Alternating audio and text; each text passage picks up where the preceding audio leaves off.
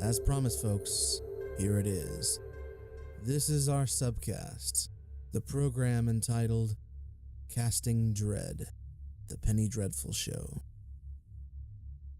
The second episode of Penny Dreadful is entitled Seance. It was written by John Logan and directed by J.A. Bayona. And now it's time for a little story.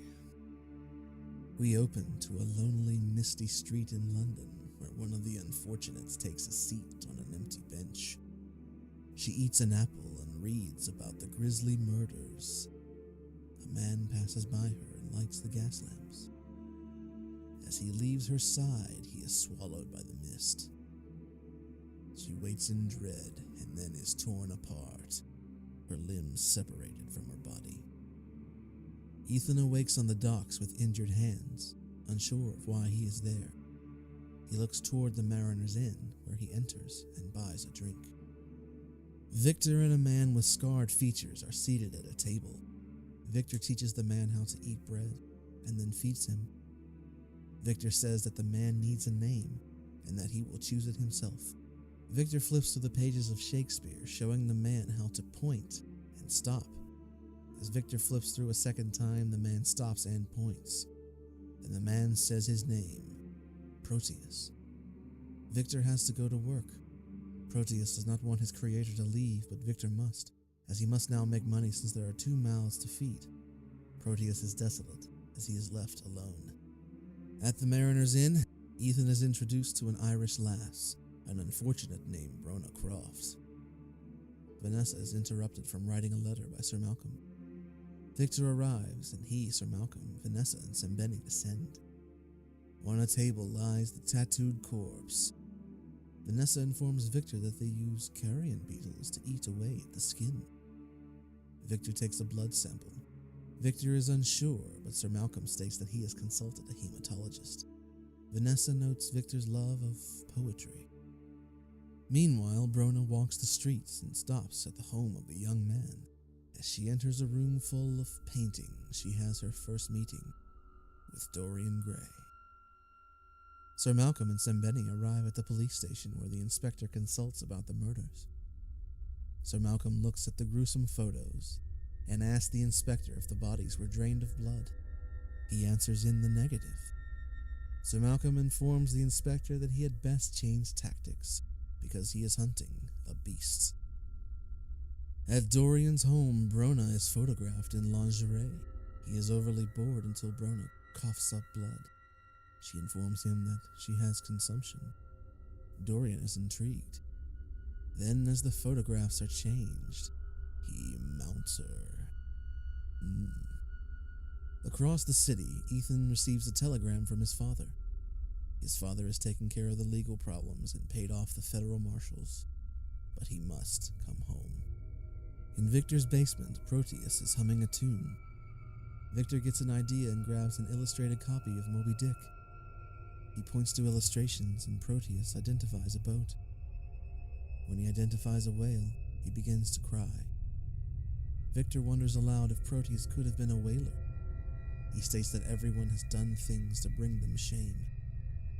Proteus pours Victor a glass of water, looks to the sky, and hums a sea tune. Sir Malcolm and Vanessa arrive at Mr. Lyle's party. Vanessa moves about and is approached by Dorian.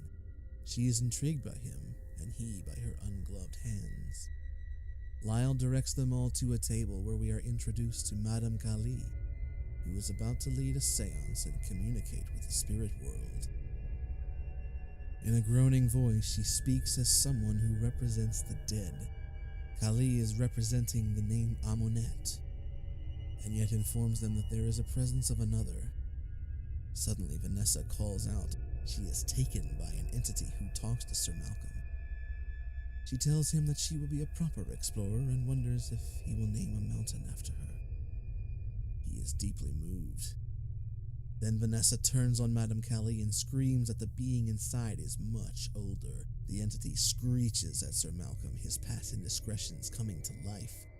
Then the being states that it is staring into the red eyes and sharp teeth. It begs Sir Malcolm to save her. Mr. Lyle's guests flee in terror as her body contorts. Sir Malcolm is left alone in anguish. Vanessa leaves the party amidst the chaos and walks into the streets. The first man she meets, she seduces and mounts him. All the while, Dorian watches. Sir Malcolm returns home to find Vanessa asleep and worn. He puts a blanket over her. Meanwhile, Ethan wants to buy Brona breakfast. Instead, they agree to dinner. At the museum, Mr. Lyle states that Vanessa has put Madame Calais to shame. Sir Malcolm inquires about the hieroglyphics on the tattooed corpse.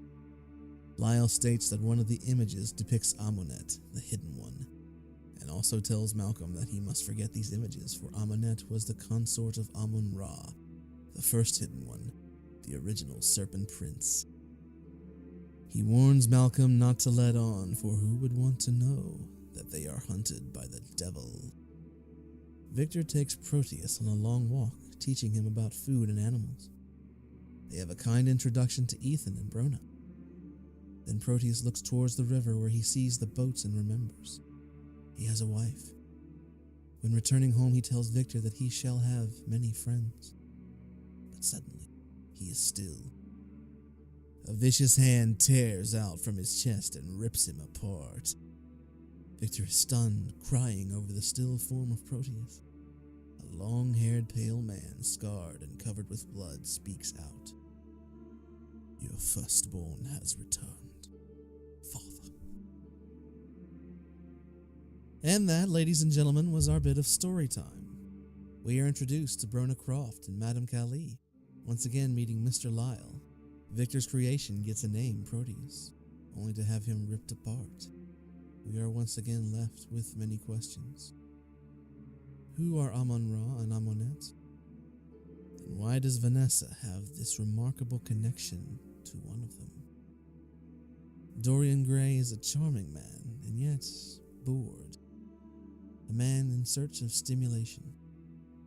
What else is going on behind closed doors?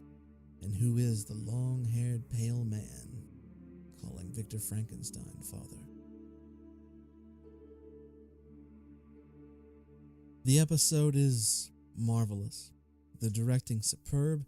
It feels true and real.